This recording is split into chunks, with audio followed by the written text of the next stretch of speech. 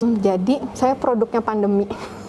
Produknya waktu baru syahadat, nggak lama kan di mana-mana lockdown, otomatis untuk ikutin kajian yang offline dan sebagainya itu sempat nggak ada dulu kan, sebelum akhirnya mulai rame yang virtual itu sempat bener-bener off banget kan. Dan di situ terus terang itu otodidak ya gitu ya sebenarnya.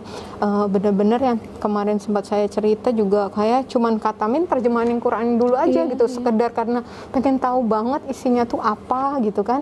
Itu yang saya awali itu dengan seperti itu. Kemudian selanjutnya saya mulai tuh membuat list itu. Begitu saya lihat kok ternyata banyak banget yang harus dipelajarin gitu kan.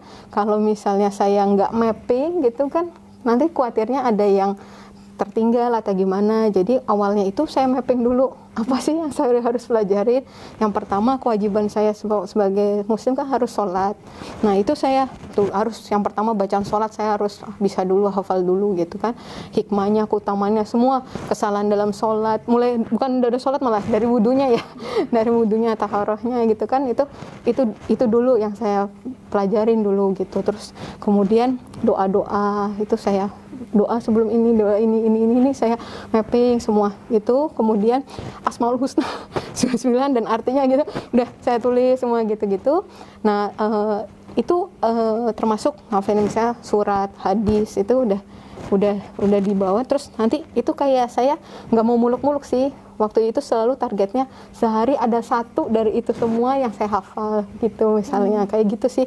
Jadi kalau nggak digituin, khawatirnya saya terlena gitu, misalnya kayak gitu. Jadi udah misalnya hari itu minimal ada satu lah yang bisa saya hafal, nggak mau langsung satu surat, satu halaman atau gimana gitu. Waktu itu saya seperti even satu ayat pun gitu, itu nggak apa-apa gitu kan gitu ya. Jadi saya waktu itu saya mapping, terus waktu juga saya sediain gitu. Memang yang Quran itu setiap setelah sholat fardu itu insya Allah selalu buka Quran ya kalau bisa gitu. Terus habis itu selebihnya di waktu-waktu lain bacaan yang lainnya itu ngafalinnya gitu.